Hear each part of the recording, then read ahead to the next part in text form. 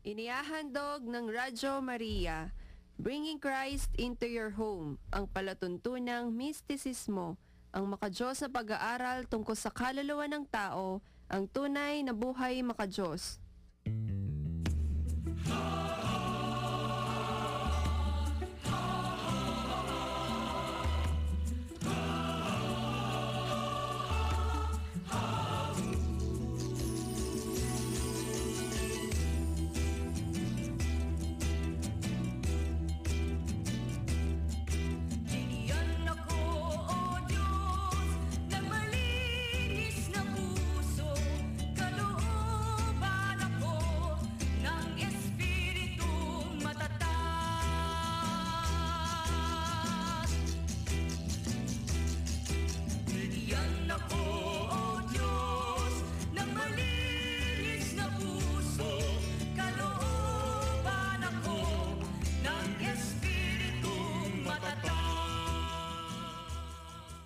Isang mapayapang pakikinig po sa inyong lahat, mga minamahal naming mga taga-subaybay ng Radyo Maria, Bringing Christ into Your Home. Brother Ronnie Aclo po, sumayin niyo po lahat ng kapayapaan. Magandang gabi po sa inyong lahat. Ako po si Sister Marjorie ng San Rafael. Good evening po sa inyong lahat. Angela May Aclo po na Mabalacat. Muli ang pagbati ng isang mabiyayang pakikinig po sa inyong lahat, mga minamahal naming mga taga-subaybay ng Radyo Maria, Bringing Christ into Your Home. Ang himpilan ng ating mapagmahal na inang Berhing Maria. Linggo na naman po ng gabi at kaya muli na naman naming inaanyayahan na kami inyong samahan sa aming pagtatanghal ng ating programang ang mistisismo ng ating pananampalatayang Kristiyano-Katoliko, ang tunay na buhay makadiyos.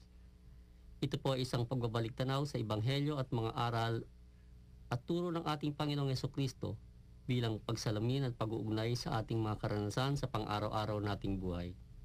Hangad po ng programa natin ito na makapaghatid sa inyong mga tagapakinig ng Radyo Maria ng mga kaunawaan tungkol sa ating lakas at kahinaan sa harap ng ating dakilang lumikha. Ngunit bago po tayo tuluyang dumako sa ating mga paksa, kayo ay aming inaanyayahan sa pag-aalay ng isang panalangin. In the name of the Father, and of the Son, and of the Holy Spirit. Amen.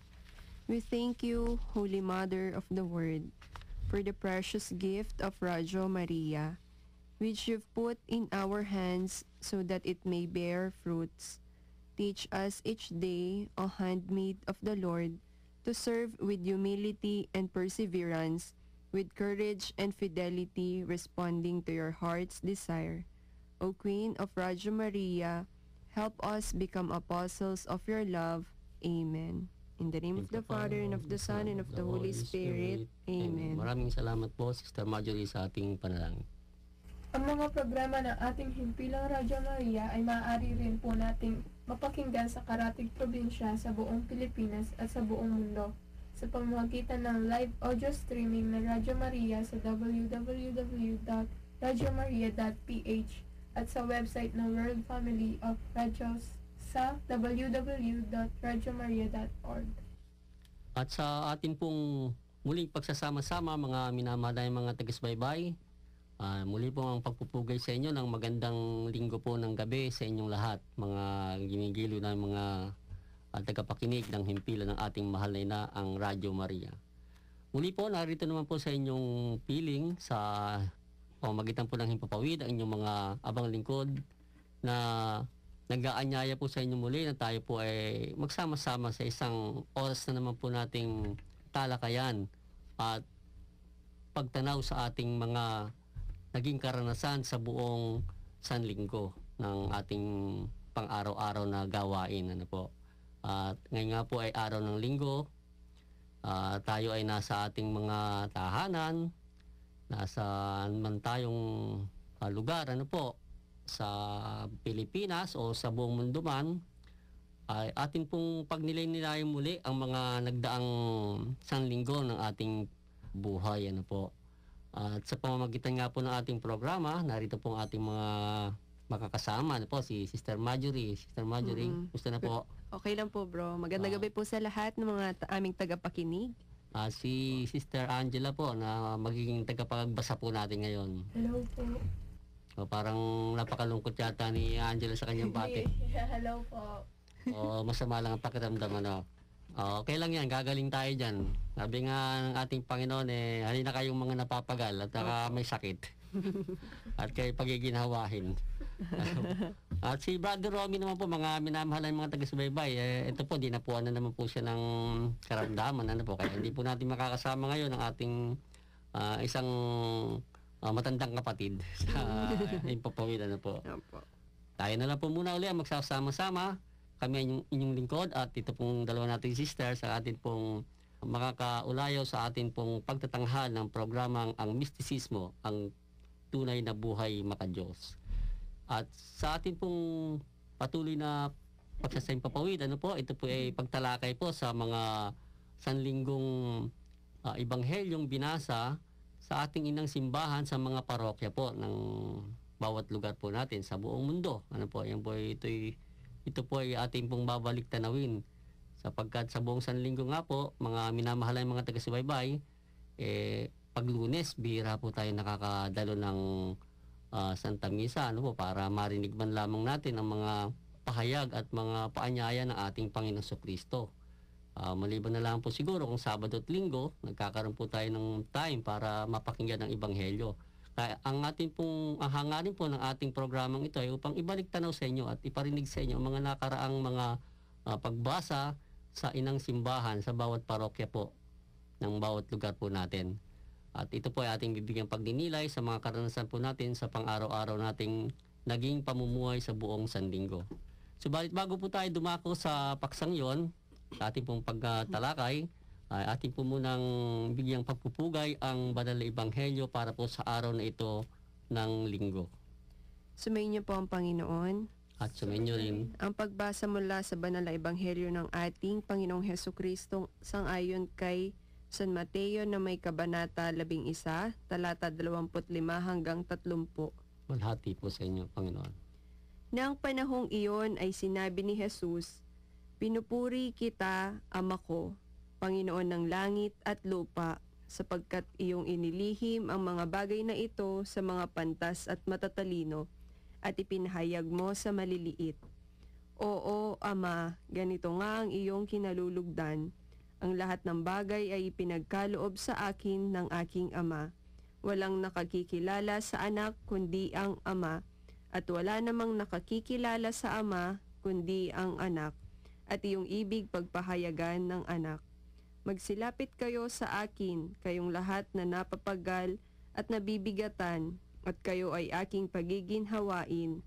Pasanin ninyo ang aking pamatok at mag-aral sa akin, sapagkat ako'y maamo at mababang loob, at sa ganitong paraan ay giginhawa ang inyong mga kaluluwa. Oo, malambot nga ang aking pamatok at magaan ang aking pasan." Ito po mga kapatid, ang banal na ebanghelyo ng ating Panginoong Hesukristo. Purihin po kayo, O Kristo. Maraming salamat, Sister Marjorie, sa pagbibigay-pugay po sa ating ebanghelyo para po sa araw na ito na napapabilang po sa 14 na linggo ng karaniwang panahon ng ating inang simbahan. At katulad po ng paanyaya ng ating Panginoong Jesucristo po sa linggo pong ito po ay binasa natin para po sa kapakanan ng ating mga kapatid na Kristiyano na hindi po nakadalo ng Santa Misa, natapos na po yung maghapon, siguro sa sobrang kabalahan, At ito po ay aming binabalik sa inyo sa pagpupugay po na ang paanyaya ng ating Panginoong Jesucristo ay sinasabi niyang, "Halina kayong mga napapagal at kayo aking pagiginhawahin," sabi niya. Nga po, yung ating pong pamumuhay sa buong sanlinggo na sabi nga po, wala namang taong walang problema at walang dinadalang mga suliranin sa buhay. Kaya yan po ang paanyaya ng ating Panginoon Jesucristo na gaano mang kabigat yan. Sabi niya, lumapit tayo sa Kanya. Halina, sabi niya, at kayo aking pagiginhawahin. Kaya mag-aral kayo sa akin. Kaya ito pong ating programang ito ay isang pag-aanyaya sa inyo sa sinabi ng ating Panginoon Jesucristo, mag-aral tayo sa Kanya. Kaya narito po ang himpilang Radyo Maria, nagsasabing bringing Christ into your home para ito po ay ihatid sa inyo ang mga pananalita ng ating Panginoong Jesucristo na siya magbibigay ng pag-aaral sa atin upang tayo po ay masabing nakalapit sa Kanya sapagkat yun nga po ang Kanyang paanyaya na tayo ay lumapit at mag-aral sa Kanya. At sa ating pong pagsisimula sa pagbabalik tanaw ng Ebanghelyo para po sa nung pong araw ng Lunes, ano po, nakaraang Sanlinggo, July 3, ano po. Ito po ay babasahin sa atin ni Sister Angela. Sumainyo lahat ng kapayapaan. Kumain nyo Sumainyo rin. Ang pagbasa sa banal na ebanghelyo ng ating Panginoong Hesukristo ayon kay San Juan na may kabanata 20, talata 24 hanggang 29. Luwalhati po sa iyo, Panginoon. Panginoon. Si Tomas, na isa sa 12 na tinaguriang Didimo, ay hindi nila kasama noong dumating si Jesus. Kaya sinabi sa kanya ng ibang mga alagad, "Nakita namin ang Panginoon." Sumagot siya sa kanila, "Maliban kung makita ko ang bakas ng mga pako sa kanyang mga kamay at maisuot ang aking daliri sa bakas ng mga pako at maipasok ang aking kamay sa kanyang tagiliran, hindi ako sasampalataya." Makalipas ang 8 araw, nasa bahay na naman ang kanyang mga alagad at kasama si Tomas. Dumating si Jesus kahit na nakapinid ang mga pinto at napagitna sa kanila na ang wika, "Sumainyo ang kapayapaan." At saka sinabi kay Tomas, "Ilapit mo rito ang iyong daliri at tingnan ang aking mga kamay. Ilapit ang iyong kamay at ipasok mo sa aking tagiliran. Ikaw sana'y sumampalataya at huwag mag-alinlangan." Sumagot sa kanya si Tomas, "Panginoon ko at Diyos ko." Ani Jesus sa kanya, "Ikaw ba'y sumampalataya sapagkat ako'y iyong nakita? Mapapalad ang mga sumasampalataya kahit hindi nakakita." Ito po mga kapatid ang banal na ebanghelyo ng ating Panginoong Jesucristo. Purihin po kayo, O Kristo. Ito po ang sabi nga po, unang Ebanghelyo para sa unang Sanlinggo po sa araw ng nakaraang Sanlinggo po natin. July 3 po na binasa po sa mga parokya po ng ating inang simbahan. Binabanggit nga po dun sa kwento, si Tomas, ano po, na isa sa 12 alagad po yon, mga minamahal na yung mga taga-subaybay, ano po. Actually, si Santo Tomas, laging nababanggit ang pangalan niya kasi literal sa Maynila, mayroong malaking eskwelahan, ano po, na pangalan niya ang bandila, ano po. Santo Tomas. So para lang pinupuntahan lagi ni ano. Pag may dumarating na mga panauhin tayong mga may katungkulan sa ating inang simbahan, katulad ni Pope, ano po, ay siya po ay doon nagpupunta, ano po, doon nagkakaroon ng mga pambimisa sa eskwelahan na yon.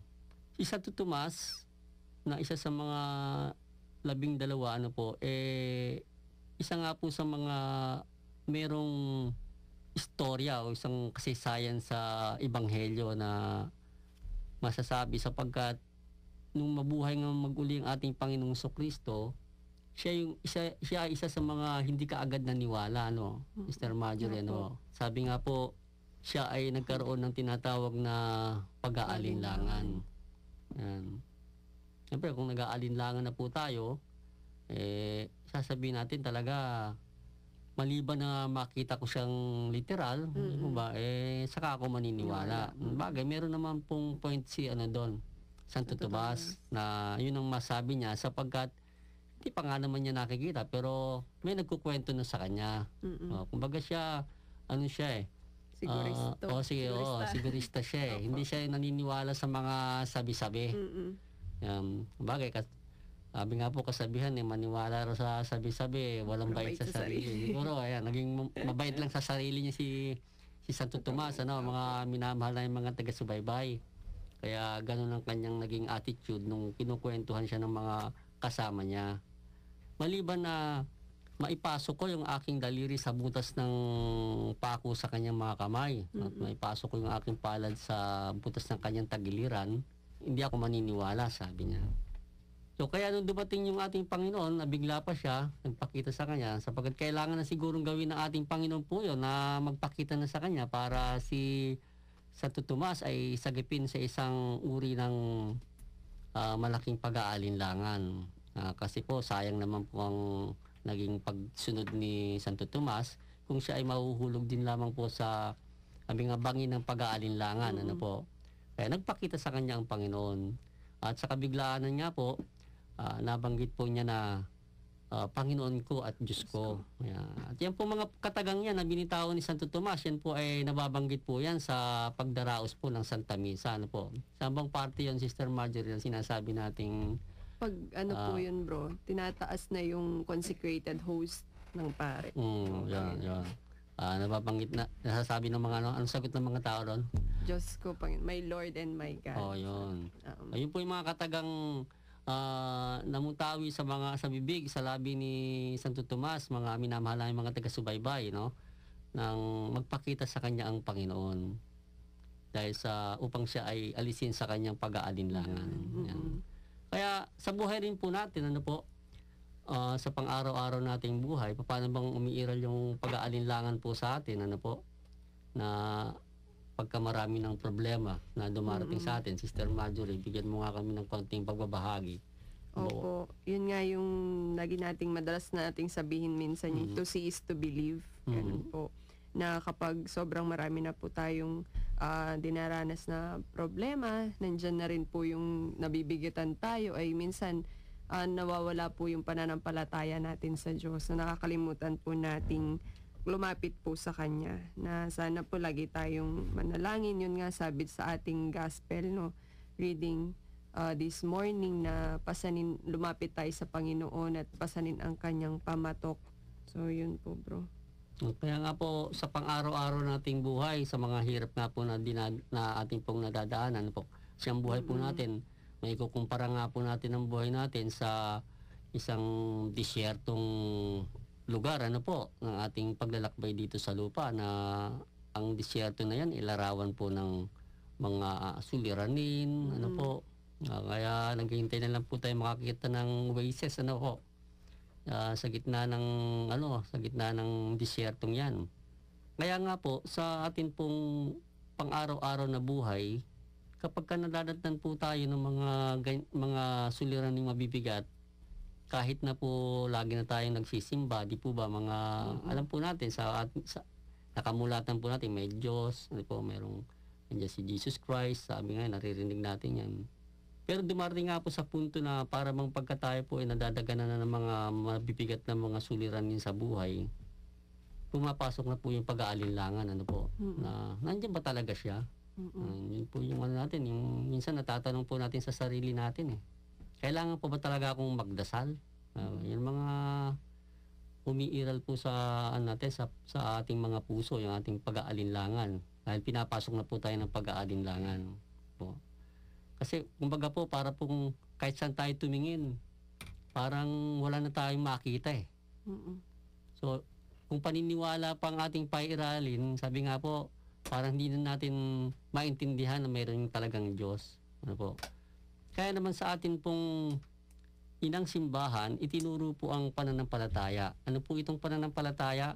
Ito po isang uri ng pundasyon ng pagpapatibay ng ating pagkapit sa ating paniniwalang meron Diyos. Yan na nga po yung tinatawag nating pananampalataya. Kung pananampalataya, sabi po ay isang saligan ng mga bagay na hindi nakikita. Sapagkat ang Diyos nga po, kahit hindi nakikita, tulad po ng isang hangin, hindi rin siya nakikita, pero nararamdaman po natin. Kaya lang po, ang kulang po sa atin, yung tayo po ay lumapit sa Kanya. Yung nga po yung ebanghelyo ngayong gabing to, karaniwan kasi, basta pagising na lang natin, inisip na lang natin siya. Siyempre, gagawa po tayo ng isang gawain na nakikipag-ugnayan po tayo sa Kanya. Yung nga po isa pamamagitan ng panalangin. Ang tanging paraan ng pakikipag-ugnayan sa Diyos. Ayan po yung mensahe po natin tungkol po sa unang ebanghelyong ating binasa. Dako po tayo sa pangalawa, nung pong July 4. Ang pagbasa sa banal na ebanghelyo ng ating Panginoong Hesukristo ayon kay San Mateo na may kabanata 8, talata 23 hanggang 27. Pagkalulad niya sa isang bangka, sinundan siya ng kanyang mga alagad. Walang ano-ano ay may dumating na malakas na unos sa lawa na parang matatabunan ng mga alon ang bangka. Ngunit natutulog si Jesus, kaya ginising siya ng kanyang mga alagad at sinabi sa kanya, Panginoon, saklolo, mamamatay kami. O mga taong mahina ang pananampalataya, sabi ni Jesus sa kanila, bakit kayo natatakot? Pagkatapos bumangon siya, pinahupa ang hangin at ang dagat, at naghari ang malaking katahimikan. Nang magkagayon ay namangha ang mga taong yaon na ang wika. Anong tao ito na maging ang hangin at ang dagat ay tumatalima sa kanya? Ito po mga kapatid ang banal na ebanghelyo ng ating Panginoong Hesukristo. Purihin po kayo, Kristo. Yan. Ito naman po ay isang kamanghamanghang naging eksena po ng ating Panginoong Hesukristo sa ebanghelyo. Ano po? Sister Marjorie, ano po? Opo. Kayo nga po magkwento nito kung paano. Yun nga po, no, yung mga apostol, mga alagad ni Kristo Jesus po ay takot mamatay kasi nga dumarating na yung bagyo, ganyan, umuuga na yung bangka nila. Pero si Jesus po natutulog lang sa santabi. So yun nga po na, yung nakita ko po dito is wala silang, hindi pa ganun kabuo at sapat yung pananampalataya nila sa Diyos na takot po silang mamatay dahil siguro po hindi nila alam kung saan sila tutungo. No, until such time po na dahil sa pagsama nila, pagkikinig at pagsunod nila kay Jesus, no, sa kanyang mga katuruan, unti-unti po yung nabubuo yung pag-asa sa kanilang mga isip na kay Jesus nga ay may buhay na walang hanggan, na hanggang sa saktan na sila, patayin sila, no, dahil sa pag-aapostol nila, no, kay Jesucristo po ay ganun na kalaki yung pananampalataya nila sa bandang huli. Yun nga po yung pananampalataya, yung batayan pa rin dito. Ano po, Opo, kamukha bro. ng nakaraan na si Jesus, Opo. si Santo Tomas ay naghahanap ng paliwanag tungkol dun sa kanyang pag-aalinlangan. Yan. At dito naman sa parting to ng ating ebanghelyo, may kanta nga po, yung sinasabing ang buhay ay katulad ng alon sa dagat. Ano po? Kung minsan daw tahimik, kung minsan magalaw. Ayan. Kaya dito po sa ebanghelyong to, makikita po natin na ang mga apostol nga po natakot sila dahil sa mga unos ang dumating sa buhay. At tila ba sila ay malulunod na. Ganyan din po tayo sa buhay nating ginagalawan. Ano po? Sa mga dumarating po sa ating mga kahirapan, mga hindi natin maintindihan. Ayan po ay kalarawan ng, sabi nga po kung ang dagat, ang buhay natin katulad ng isang dagat, yung paggalaw ng tubig, ng malalaking alon na yan sa ating buhay. Na minsan po natatakot tayo na para bang hindi na matatapos, wala na yatang katapusan ang mga kahirapan natin. At ang mga, kuminsan nga po, pati sarili po natin, halos hinuhusgahan na po natin dahil po sa sobrang hindi na po natin din talaga maintindihan at tila ba wala na pong makaintindi sa atin sa ganyang sitwasyon. Kaya naman pinapaanyaya rin po ng ebanghelyo natin ito na ang ating Panginoong Hesukristo ang ating nga pong babalikan yung ebanghelyo na yun na kaya niya. Kaya po niyang patahimikin. Yung nga pong literal na dagat po ito na may unos, uunos ang pinatahimik ng ating Panginoong Hesukristo. Kaya namangha talaga yung mga apostol po ng mga panahon na yun nang makita nilang sinigawan niyang alon at saka ang dagat, pinagsabihan niya, tumahimik sila. Kaya natanong tuloy ng mga apostol noon, sino ba talaga itong taong to, pati kalikasan sinusunod siya. Nandun po yung power ng salita, ng kapangyarihan ng salita ng ating Panginoong Hesukristo. At kaya naman po itong ating programa ay atin pong patuloy na binubuhay at dinadala ang mga salita ng ating Panginoong Hesukristo sapagkat yun nga po yung salitang may kapangyarihan. Sa pamamagitan po ng ating mga pagbabalik tanaw, ebanghelyong ating mga binabasa sa inang simbahan natin, atin pong napapatahimik po ng ating Panginoong Hesukristo ang mga kalikasan po natin. Ano po yan? Na mga unos sa ating kalikasan, yung mga pag-iral po ng ating masimbuyong damdamin, yung mga galit po natin, na umiiral, na ang ating tila ba ang ating pangunawa, ang ating bait, malulunod na po, sa sobrang mga galit po natin. Iba't iba po yan, yung mga alon na yan, na siyang nagiging kalikasan po natin. Kaya nga po sinasabi po natin sa atin pong mga paunang mga pananalita sa ating programa, ito pong ating programa ay isang tayo po humihiling na makita po natin yung ating lakas at kahinaan po. Maintindihan po natin sa harap ng ating dakilang lumikha.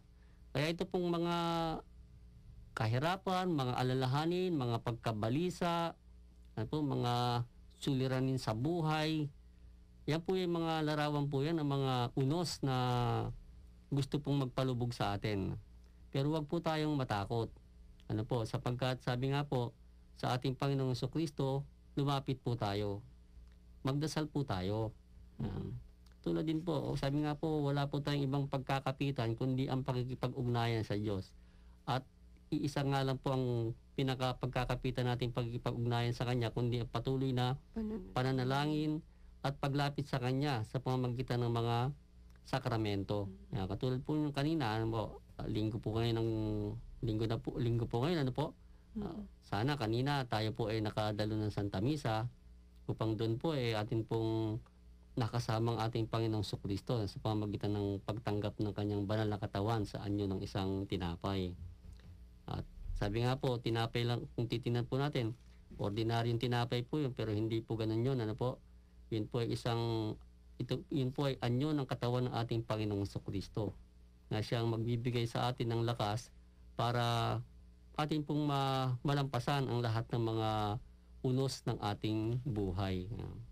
At dumako po tayo sa 3. Ang pagbasa sa banal na Ebanghelyo ng ating Panginoong Hesukristo ayon kay San Mateo na may kabanata 8, talata 28 hanggang 34. Malati po sa inyo, Panginoon. Pagdating niya sa kabilang ibayaw, sa lupain ng mga Gadareno, ay sinalubong siya ng 2 inaalihan ng demonyo, buwat sa libingan, na totoong mababangis na anupat walang makadaan sa dakong yaon. Kapag daka ay nagsisigaw sila, bakit mo kami pinakikilaman, anak ng Diyos? Naparito ka ba upang pahirapan kami bago dumating ang panahon? Sa hindi kalayuan ay may isang malaking kawan ng mga baboy na nanginginain at nakiusap sa kanya mga demonyo. Kung palalayasin mo kami rito, ay papasukin mo sana kami sa kawan ng mga baboy. Magsiparoon kayo. Anya sa kanila, at paglabas nila ay nagsipasok sa mga baboy at biglang sumugod sa dagat ang buong kawan ng mga baboy at nalunod sila. Nagsitaka sa mga tagapag-alaga at pagdating sa lungsod ay isinalaysay nila ang lahat ng nangyari, pati ang sinapit ng mga inaalihan ng mga demonyo. Nang magkagayon, ang buong lungsod ay lumabas upang salubungin si Jesus, at pagkakita sa kanya ay pinakiusap nilang siya ay umalis sa kanilang lupain. Ito po mga kapatid, ang banal na Ebanghelyo ng ating Panginoong Jesucristo. Purihin po kayo, Kristo. Ito naman masyado namang minsan natatawa rin ako, Kasi nung makita nila na pinalayas ng Panginoon yung mga mga demonyo, napunta sa mga baboy, naglabasan yung mga tao, tapos salip na tanggapin ng ating Panginoon, pinalis nila. Ay siguro perwisyo ka, perwisyong taong to kasi yung natin, yung kabuhayan natin. Salip na nangamatay tuloy yung mga baboy na. So yung mga baboy talaga inaan na rin pinapastol na rin Opo. Ayun nga po, ayun po yung isa sa mga minsan pinagninilayan po natin sa buhay ng ating Panginoon. Sabi nga po ang Panginoon natin, kung tayo po nakakaranas ng tayo po nire-reject, o hindi tayo tinatanggap, yan. Ang ating Panginoon, ganun din po. Naranasan din po niya lahat yan. Yan po. Ikaw, Sister Angela, naranasan mo na bang ma-reject ka? Ma-reject? Mabasted. Ikaw yung nabasted. Masarap, malungkot? Malungkot. Malungkot. Siyempre naman. Opo. Kapag siyempre, yung hindi ka tanggapin, gumawa ka na ng kabutihan, pero sa kabila nun, ang naging sukli pa sa'yo, ikaw paalisin pa, Binaliwala. Binaliwala ka. Ayun, yun yung parang napaka lungkot, di ba? Na parting 'yon sa ating buhay. Pero sa ating Panginoon Jesucristo, ito nga po, yung nagpalaya siya ng demonyo doon sa dalawang tao, at yung mga demonyo naman, namanhik na sa baboy na lang sila papasukin. Yun na nga, at pinabulusok ng Panginoon yung kawan ng mga baboy sa dagat at nalunod sila, Kumbaga, doon sa isang parting yun, ng ating Panginoon, gumawa siya ng kabutihan doon sa dalawang inaalihan ng demonyo, mga minamahal mga taga-subaybay. Subalit yun ay hindi tiningnan ng mga tao doon na maganda o mabuti, Sa atin din pong pang-araw-araw na buhay, mga minamahal mga taga-subaybay, nakaranas po ba kayo ng ganito, Umaring nararanasan po natin yan. Saan mang aspeto, saan mang lugar, nararanasan po natin to. Sa trabaho man, sa pakikipag kapwa-tao, sa mga simpleng pakikiharap natin sa mga tao, meron pong mga pagtanggi sa atin na atin pong nararanasan. At kung minsan nga po, nakapagpapasama ng loob sa atin. Pero wag po tayo pumayag na dahil sa kanila, nagiging negative po tayo. Kaya po nating maging negative na lang sila, pero tayo, ipagpatuloy po natin yung pagiging positibo.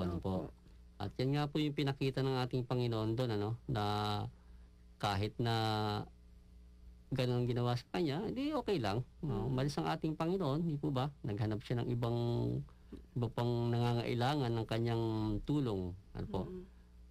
Maging ganun po tayo, mga minamahal ng mga taga-subaybay. Kahit na po mahirap, pero yun po yung way ng ating Panginoong Jesucristo para po natin masundan ang kanyang mga yapak. Sa paggawa po natin ng kabutihan, kung tayo po nasusuklian ng kapangitan, ng kasamaan, tanggapin po natin yun sapagkat yun po ay isa sa mga naranasan din po ng ating Panginoong Jesucristo. Magbabalik po tayo, bigyan daan po muna natin ang paalala ng ating himpilan.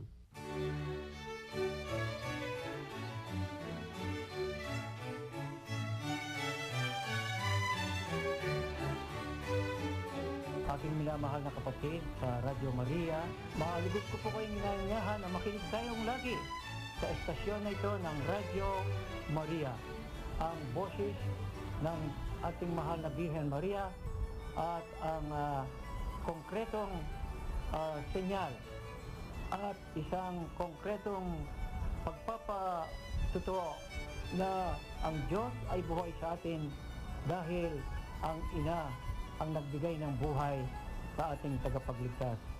Ito po ang inyong maliit na kapatid, si Arsobispo Pasiano Aniceto. God bless you through Our Lady and all the children of Mary.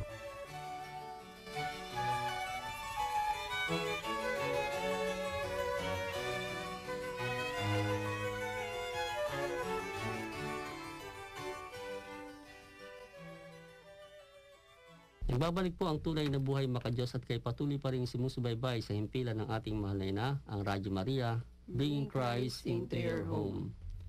Sa atin pong pagpapatuloy, batiin po muna natin sa Makati. Apo, si Brother Dave po ng Makati na patuloy po nagkikinig sa himpilan ng Radyo Maria at ang programang Mistisismo. Happy listening po, Brother Dave. Maligayang pakikinig po. At sa kaapat, pagbasa. Opo. Ang pagbasa sa banal na ebanghelyo ng ating Panginoong Hesukristo ayon kay San Mateo na may kabanata 9, talatay 1 hanggang 8. Nalhati po sa inyo, Panginoon. Lumulan si Jesus sa isang bangka. Tinawid ang lawa at tumuloy sa kanyang sariling lungsod.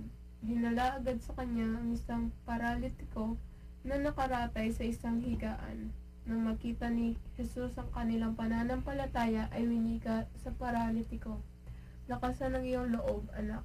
Pinatatawad ang mga kasalanan mo."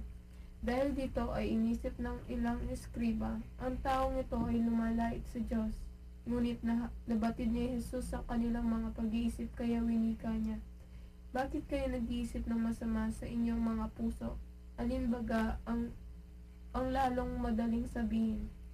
Pinatatawad ang mga kasalanan mo o tumindig ka at lumakad?" Datapwat upang mabatid ninyo na ang anak ng tao ay may kapangyarihan sa lupa na magpatawad ng mga kasalanan. Sinabi niya sa paralitiko, tumindig ka, kunin mo ang iyong higaan at tumuwi ka na. At siya ay tumindig at umuwi sa bahay. Nang makita ito ng mga tao, ay natakot sila at nagpuri sa Diyos na nagbigay ng gayong kapangyarihan sa tao. Ito po mga kapatid ang banal na ebanghelyo ng ating Panginoong Jesucristo. Purihin po kayo, O Kristo. Ito naman pong ika-4 na binasa po natin, ano po, sa noong pong July 6, ano po, araw ng Huwebes.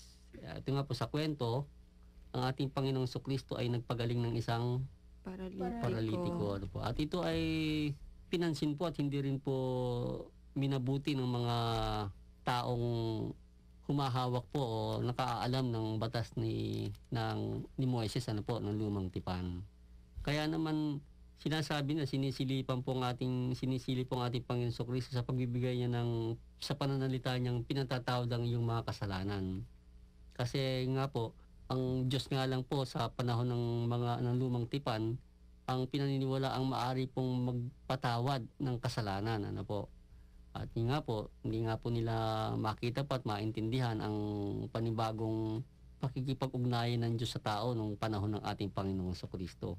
Kaya ang sabi naman ng ating Panginoon sa kanila, ano bang mas lalong madali na sabihin? Ibig sabihin, madaling sabihin, ang pinatatawad ng mga kasalanan o tumindig ka na lang, buhatin mo ang higat, lumakad ka na. Ibig sabihin, ano bang madali? Para maintindihan ka agad kung ginagawa niya ay mabuti o hindi. Di ba? Kaya nung sinabi para maintindihan na nila, literal na sinabi ng Panginoon, sige, tumindig ka na at bumangon. Yan. So, yung paralitiko, nakalakad. Ano po? At doon, naintindihan nila kung ano yung kabutihang ibinibigay ng ating Panginoong Jesucristo.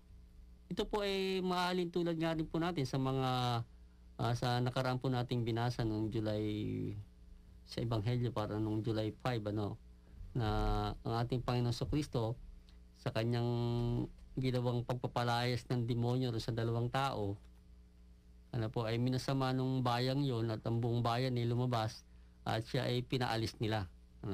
At ganun din naman dito, yung ating Panginoong Jesucristo gumawa ng kabutihan sa isang taong may sakit, pero yung mga nakakaalam o nagsasabing sila ay mga naglilingkod sa Diyos, sila pa yung unang-unang tumuligsa para sa ginawa ng ating Panginoong Jesucristo doon sa isang taong paralitiko. Ganyan din po sa atin, na mga minamahal ng mga taga-subaybay, maahalin tulad din po natin sa nakaraan nga po Ebanghelyo na higit po nating maunawaan kung sa paggawa po natin ng mabuti, ito po ay hindi po tinatanggap ng ating kapwa. Huwag po tayong, sabi nga po, huwag tayong maghangad ng kapurihan sa mga mata ng tao. Bilang tayo po katulad po ng ating gawain, kung bawat gawain po natin sa ating po mga parokya, hindi lamang po dito sa Radyo Maria, marami pong mga kapatid po tayo naglilingkod sa iba't ibang larangan po ng spiritual, iba-iba po tayo ng grupo, pero isa pong ating pinaglilingkuran. Nakakaranas po tayo nito, At ito po ay isang hamon sa atin na tayo maging isang taong tunay na misyonero. Ano ba yung nakasulat sa ministry or job? Ano po? Opo. Pag pinuri daw po tayo dahil sa gawa natin, job po daw yun. Tapos kung gumawa naman po tayo ng maganda at hindi po tayo pinansin, hindi tayo pinuri dahil dun sa ginawa natin, that is a ministry po. Yun po. Narinig po niyo po.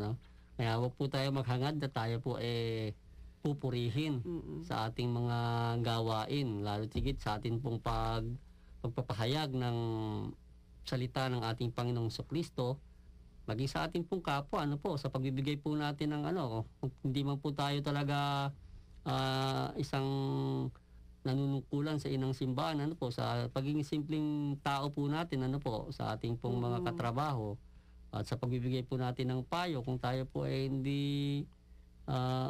tinatanggap, hindi tinatanggap ang ating mga payo, okay na rin po yun. Ano po, at least nasabi natin sa kanya yung dapat nating sabihin na ikabubuti niya. Opo. Wag na po tayong manghinayang doon. Sasabihin, sayang naman yung paliwanag ko. Di rin pala niya tatanggapin. Opo. Hindi po yan. Yan pong puso ng tao. Sabi nga po, kung ang ating pong sinasabi sa kanya, para po sa kanyang kabutihan. Ang katulad po nito, isang mainit na bagay na ating pong nilalagay sa kanyang puso para kung ito may bato, lalambot po ito. Ano po? Opo. Huwag po tayong manghinayang sa oras na ating ibinigay sa mga nasabi nating mabuti para sa kabutihan ng ating kapwa. At sa ikalimang... At meron po tayong pagbabahagi, sige, bro. Ayan, sabi po niya, have faith in God and ask for forgiveness. He never get tired of forgiving us. It is us who get tired in asking for forgiveness. God loves us not because of who we are, but because of who He is. Ayan. From Sister June Carlos po ng San Rafael. Thank you po, sis. Napakaganda, no po? Opo. O nga naman, no? Ang Diyos di napapagod sa kakapatawa, kabibigay sa atin. Tayo lang yung nagsasawa, ano po? Opo, namin ng tawad. Ayun nga po, yung panghihinawa, yun po ang madalas na dumarating sa atin. Kaya tayo po magsikap na lagi pong magnilay sa ating pang-araw-araw na buhay. Dako po tayo sa kalima. Pagbasa sa banal na ebanghelyo ng ating Panginoong Hesukristo ayon kay San Mateo na may kabanata 9, talata 9 hanggang 13. Luwalhati po sa inyo, Panginoon. Pagkaalis niya roon, ay nakita niya ang isang tao na kung tawagin ay Mateo na nakaupo sa paningilan ng buwis. Winika niya sa kanya, "Sumunod ka sa akin," at siya ay tumindig upang sumunod sa kanya. Ngayon, samantalang nakaupo si Jesus sa bahay, ay nagsidating ang maraming publikano at mga makasalanan at nagsiupong kasalo ni Jesus at ng kanyang mga alagad. Nang makita iyon ng mga Pariseo, ay sinabi nila sa kanyang mga alagad, "Bakit nakikisalo ang iyong guro sa mga publikano at mga makasalanan?" Nang marinig ito ni Jesus, ay winika niya, "Hindi ang mga walang sakit ang nangangailangan ng manggagamot, kundi ang mga may sakit. Humayo kayo at pag-aralan ang kahulugan nito, habag ang ibig ko at hindi hain. Sa katunayan, hindi ako naparito upang tawagin ang mga banal, kundi ang mga makasalanan." Ito po mga kapatid, ang banal na ebanghelyo ng ating Panginoong Hesukristo. Purihin po kayo, Kristo. Si Sister Marjorie muna sa pagkukwento. Ayun po. Katulad po ng pagtawag ng ating Panginoong Hesukristo kay Mateo, no? At sa pagsunod ni Mateo sa kanya, no, nagbunga po yun ng pagka-apostol po niya. Ito po yung God's great love for us nga na sabi ng ating Panginoon, "I desire mercy, not sacrifice." Na tayo rin po, sa buhay po natin, makapagbigay din po tayo ng gawa ng kabanalan po sa ating kapwa po. No? Sabi nga sa Divine Mercy, "I demand deeds of mercy which are to arise out of love for me," sabi po niya.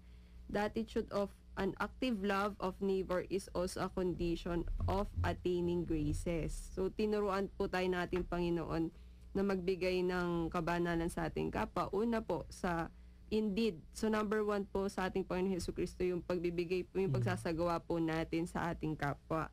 Tapos po yung second, yung word, sabi po niya, yung pag-aaral po natin sa kanya para makalikom po tayo ng karunungan na yun po yung magiging tungtungan natin para makapagbigay ng gawa po sa kapwa natin. And yung pangatlo po yung prayer, na yun po yung magiging ugnayan natin sa Diyos. So same with Matthew na tinawag siya, tayo din po ay tinatawag in giving love po na nanggagaling sa ating Panginoon Diyos sa kapwa po natin.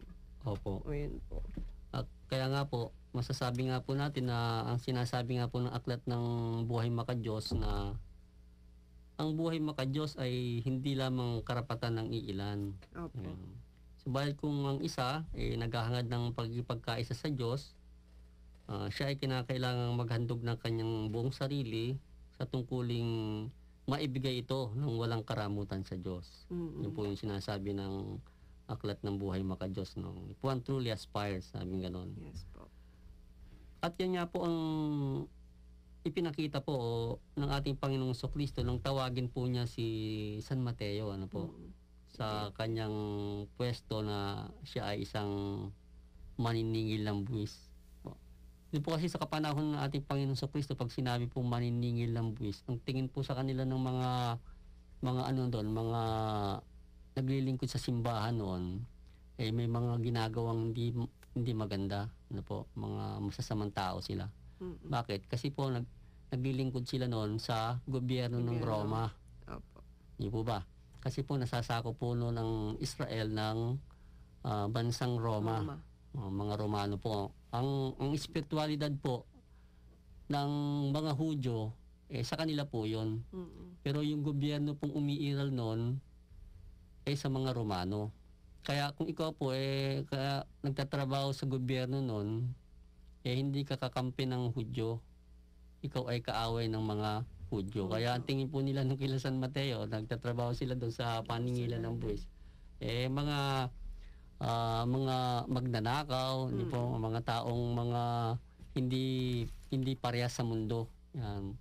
Dahil lalo tigit pera po ang hawak nila na po. Kaya ang tingin sa kanilang mga tao noon masama. Pero sabi nga po ng ating Panginoong Kristo, ang ating Panginoong Diyos, hindi naman po siya tumitingin doon sa panlabas na anyo ng isang tao. Ano po? Ang tinitingnan ng ating Panginoong Diyos at ng ating Panginoong Kristo ay yung nilalaman ng puso ng tao. At yun po ang nakita niya kay San Mateo, na bagaman si San Mateo nandun po sa kalalagayan na siya isang taong masasabi, sabi nga po, nasa lugar siya ng mga makasalanan. Hindi naman po siya likas na masama. At yun po yung ipinakita ng ating Panginoon Kristo kung bakit siya tinawag. At paano naman natin patutunayan hindi siya likas na masama, sapagkat nang tawagin nga po si San Mateo ng ating Panginoon Kristo, hindi siya nagdalawang isip. So, agad-agad tumayo siya, iniwan niya yung trabaho niya. Kumbaga nandun yung kanyang pagpapaubaya na ang Diyos ang gumalaw sa buhay niya, na ang Diyos na yung bahala sa kanya, ng ating Panginoon Kristo na ang siyang magpatakbo ng buhay niya. Yan. Kaya si San Mateo, kung atin pong aalamin ang naging buhay niya sa atin pong inang simbahan, ano po, sa banal na kasulatan, siya po yung unang ibanghilista, ano po, sa ebanghelyo po natin. At siya yung nagsulat ng mga pangyayari. Yan, simbolo po niya, ano, ang apat na ebanghilista, may mga simbolo po yan eh. Si San Juan, agila, ano po. Si San Lucas, baka. Ano po? Sino po ba? Si San Marcos, leon, ano po. Si San Mateo naman, ang naging simbolo po niya ay tao. Siya po yung may simbolong tao sa apat na ebanghilista. Kaya makikita po natin na sinabi po ng ating Panginoon doon na habag ang nais ko at hindi yung hain. Ano po? Bakit po nasabi ng Panginoon? Ano po ibig sabihin ng habag? Pag sinabing habag, ano po? Ang dumarating na po sa tao yung spiritualidad niya. Hindi na po yung literal na atin pong pagtingin o pagkilala sa tao sa panlabas na anyo. Diba? Kundi yung po sa panloob na ng isang tao tayo tumitingin. Yun po yung habag natin. Ano po yan? Hindi na po tayo sa pangkatawan, sa pangkaluluwa na po tayo tumitingin sa tao. Yun po yung pinakahabag ng ating maiaalay sa ating kapwa. Sabi nga po, pag tayo po ay nahabag sa ating kapwa, ano ba sabi ng ating Panginoon Kristo? Ano man ang gawin mo sa isa sa pinakamalit kong kapatid na yan, yung kapatid niya, kaluluwa natin, ano po, ginawa mo sa akin. Yan po yan, mga minamahalay, mga taga-subaybay, na ang pagtuturo po sa atin ng Panginoon Kristo ng pag-ibig sa Diyos, kalaki po ang pag-ibig sa ating kapwa. At yan po yung hain o habag na atin pong may alay po sa ating Panginoong Kristo. Sa ngalan po ng pangkaluluwang pamumuhay. Sapagkat ng mga panahon po ngayon, di ba? Sa panahon po kasi ng mga lumang tipan, ang pag-aalay po noon pamamaraan ng tao, ano po, mag-aalay sila ng mga susunuging handog, ano po. Yan, mga baka, kinakain nila sa dambana, sinisilaban nila po, para ihandog nila sa Diyos. Pero yung kanilang pagtingin sa kapwa, nandun yung paghusga at paghatol, ano po, na siya namang nakapagpaparumi rin sa kanila.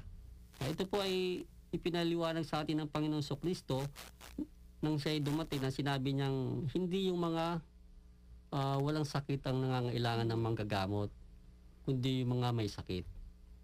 At yan po yung buhay espiritualidad na itinuro sa atin ng Panginoong Kristo kung paano pinagagaling po tayo, hindi sa pangkatawang kagalingan, kundi lalo higit sa pangkaluluwang kagalingan. Ano po? Ayan po yung mensahe ng ating Panginoong Kristo sa kanyang pagtawag kay San Mateo para sa ating lahat. Magbabalik po tayo, bigyan na po muna natin ang paalala muli ng ating himpilan.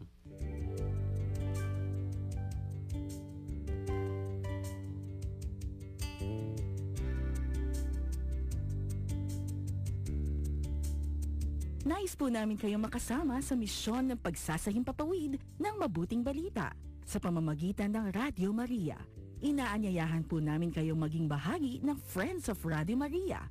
Para sa karagdagang impormasyon, makipag-ugnayan po sa 045-982-1910 or mag-text sa 0918-629-6310. Welcome to the Radio Maria family.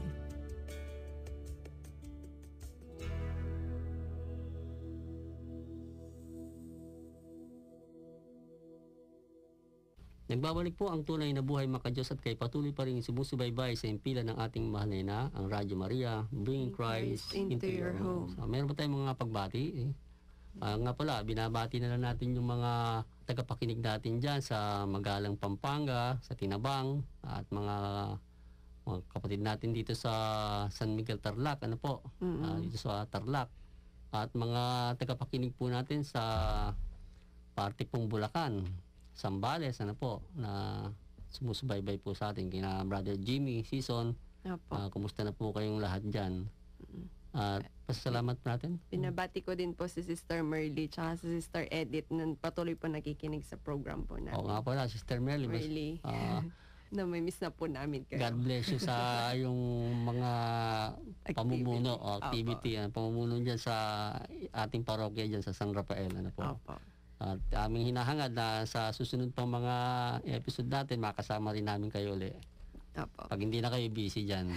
Opo. At yung pasasalamat natin sa mga maalalay po sa ating programa. Maraming salamat po sa inyo pong pag-a-assist po sa amin dito sa aming pagtatanghal ng ang programang Mistisismo. At ganyan din po sa lahat ng mga sumusuporta po sa lahat ng programa ng Radyo Maria po sa buong mundo. Maraming salamat po sa inyong lahat. At amin po kayong inaanyayahan sa amin pong Facebook page. Paki-search lamang po Mistisismo. Paki-like po ito at inyo na pong makikita ang aming mga paksa. Gayun din po sa youtube.com. Paki-search lamang po MD De La Cruz na lang po at inyo na pong makikita ang aming mga paksa. At sa mga gusto pong mag-share ng kanilang mga sharing sa aming pong programa ay mag-text lamang po sa 0910-8191-692. At patuloy po namin kayong inaanyayahan na makibahagi po at makiisa sa Marathon 2017 at patuloy pong makinig sa susunod na programa dito pa rin po sa himpilan ng mahal na ina, ang Radyo Maria. Marami pong salamat. At muli po sa kabuuan po ng programang Mistisismo, kami po ay nagpapasalamat at pansamantalang nagpapaalam sa inyong pakikinig dito po sa himpilan ng ating mahal na ina, ang Radyo Maria, Bringing Christ into your home. Sumayin niyo pong lahat ang kapayapaan. At sumayin niyo rin.